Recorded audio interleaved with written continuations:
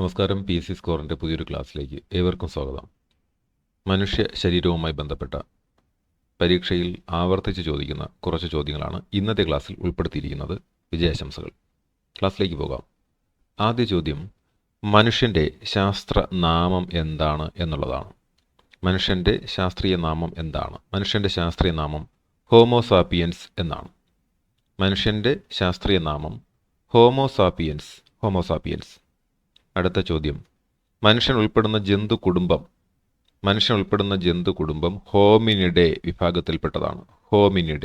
മനുഷ്യൻ ഉൾപ്പെടുന്ന ജന്തു കുടുംബം ഹോമിനിഡെ വിഭാഗത്തിൽപ്പെട്ടതാണ്. മനുഷ്യ ശരീരത്തിലെ ഏറ്റവും കാഠിന്യമേറിയ ഭാഗമാണ് പല്ലിൻ്റെ ഇനാമൽ. ഇത് ഒത്തിരി പരീക്ഷകളിൽ ചോദിച്ചിട്ടുള്ളതാണ്. മനുഷ്യ ശരീരത്തിലെ ഏറ്റവും കാഠിന്യമേറിയ ഭാഗം പല്ലിൻ്റെ ഇനാമലാണ്. മനുഷ്യ ശരീരത്തിലെ ഏറ്റവും കാഠിന്യമേറിയ ഭാഗം പല്ലിൻ്റെ ഇനാമലാണ്. മനുഷ്യ ശരീരത്തിലെ ഏറ്റവും വലിയ അവയവമാണ് ത്വക്ക്.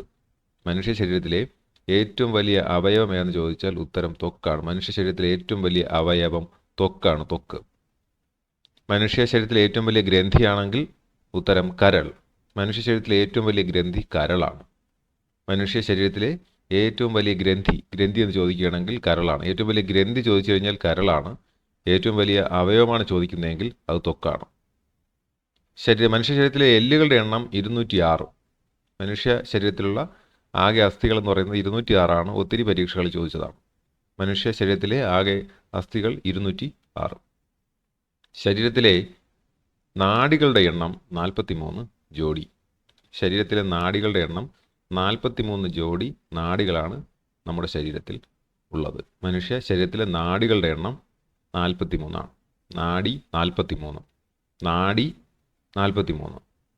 43. മനുഷ്യ ശരീരത്തിലെ ശിരോനാഡികളുടെ എണ്ണം ചോദിക്കുകയാണെങ്കിൽ 12 ജോഡി. 12 ജോഡി ശിരോനാഡികളാണ് മനുഷ്യ ശരീരത്തിൽ ഉള്ളത്. ശിരോനാഡികളുടെ എണ്ണം 12 ജോഡി. ഏറ്റവും കൂടുതൽ വിവരങ്ങൾ ചുറ്റുപാടുകളിൽ നിന്ന് ശേഖരിക്കുന്ന ഇന്ദ്രിയം കണ്ണാണ്. പഞ്ചേന്ദ്രിയങ്ങളുണ്ട് എന്നറിയാം. ഏറ്റവും കൂടുതൽ വിവരങ്ങൾ ചുറ്റുപാടുകളിൽ നിന്ന് ശേഖരിക്കുന്ന ഇന്ദ്രിയം എന്നാണ് ചോദ്യമെങ്കിൽ ഉത്തരം കണ്ണ്. ഏറ്റവും വലിയ അസ്ഥി തുടയെല്ല്. ഏറ്റവും വലിയ അസ്ഥി തുടയെല്ലാണ് മനുഷ്യ ശരീരത്തിലെ ഏറ്റവും വലിയ അസ്ഥി. ഏറ്റവും ചെറിയ അസ്ഥിയാണ് ചോദിക്കുന്നതെങ്കിൽ സ്റ്റേപ്പിസ് ആണ്.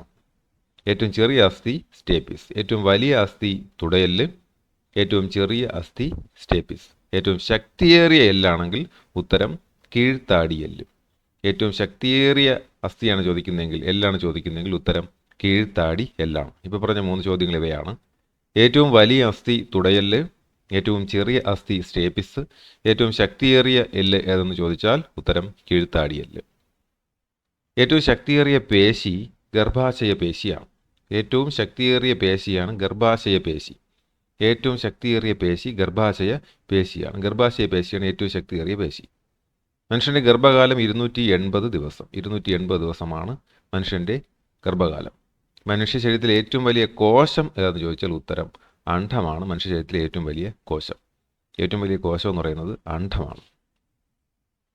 ഏറ്റവും ചെറിയ കോശം വ്യാപ്തത്തിൻ്റെ അടിസ്ഥാനത്തിൽ ഏറ്റവും ചെറിയ കോശം എന്ന് പറയുന്നത് പുംബീജമാണ്. വ്യാപ്തത്തിൻ്റെ അടിസ്ഥാനത്തിൽ ഏറ്റവും ചെറിയ കോശം പുംബീജം.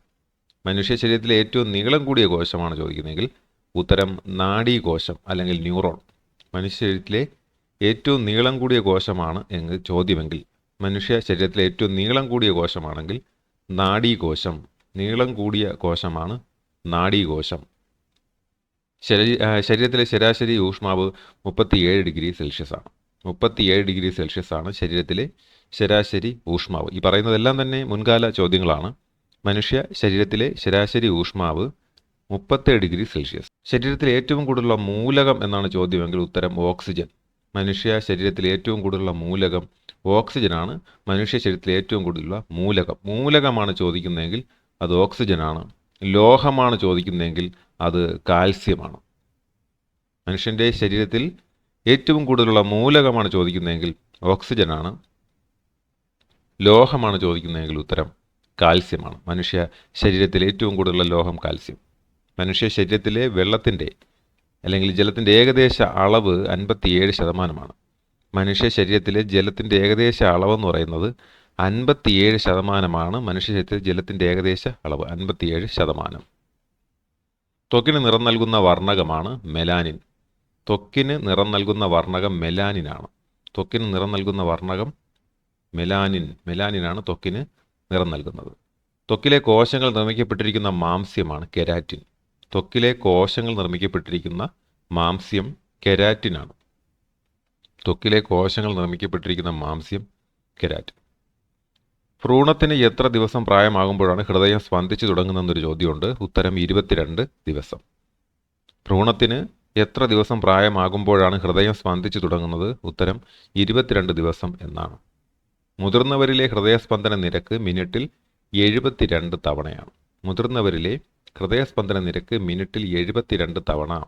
മുതിർന്നവരിൽ ഒരു മിനിറ്റിൽ 72 തവണയാണ് ഹൃദയം സ്പന്ദിക്കുന്നത്. രക്തത്തിലെ പ്രധാന ഘടകം ജലം.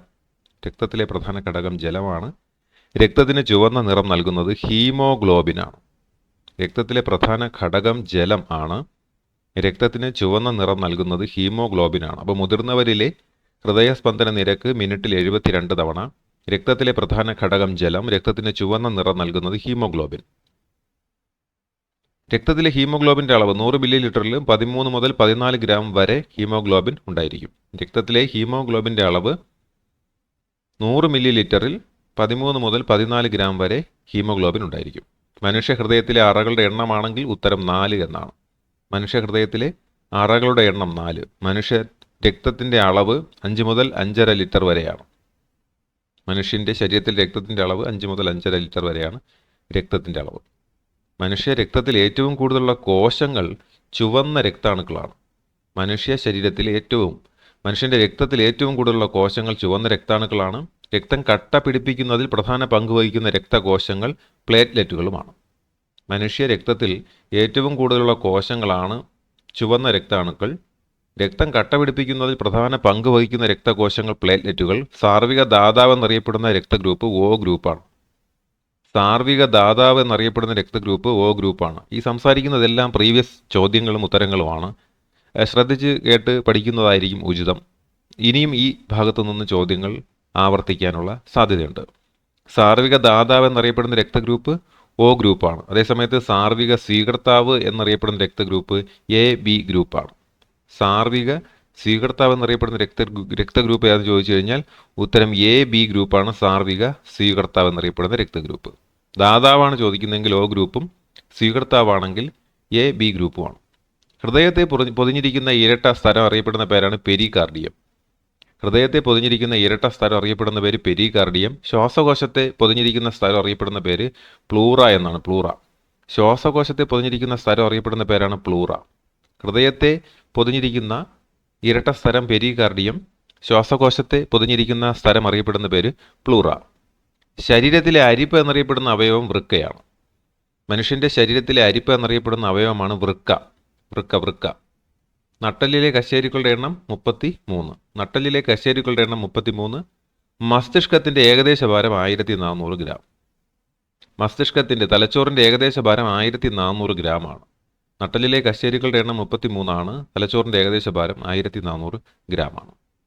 മനുഷ്യ ശരീരത്തിലെ ഏറ്റവും വലിയ പേശിയാണ് ഗ്ലൂട്ടിയസ് മാക്സിമസ്. മനുഷ്യ ശരീരത്തിലെ ഏറ്റവും വലിയ പേശി ഗ്ലൂട്ടിയസ് മാക്സിമസ്. മനുഷ്യൻ്റെ ക്രോമസോം സംഖ്യ 23 ജോഡി അല്ലെങ്കിൽ 46 എണ്ണം. മനുഷ്യൻ്റെ ക്രോമസോം സംഖ്യ 23 ജോഡിയാണ്. 23 ജോഡി അല്ലെങ്കിൽ 46 എണ്ണം. പുനരുജ്ജീവന ശേഷിയുള്ള മനുഷ്യ ശരീരത്തിലെ അവയവം കരൾ. ജീവനശേഷിയുള്ള മനുഷ്യ ശരീരത്തിലെ അവയവം കരളാണ്. ഇത്രയും ചോദ്യങ്ങളാണ് ഈ ക്ലാസ്സിൽ നിങ്ങളുമായി സംസാരിക്കാനുണ്ടായിരുന്നത്. ക്ലാസ്സിനെ പറ്റിയുള്ള അഭിപ്രായങ്ങൾ കമൻറ്റുകൾ അയച്ചുകൂടെ രേഖപ്പെടുത്തുക. മറ്റൊരു ക്ലാസ്സിൽ വീണ്ടും കാണാം. Thank you.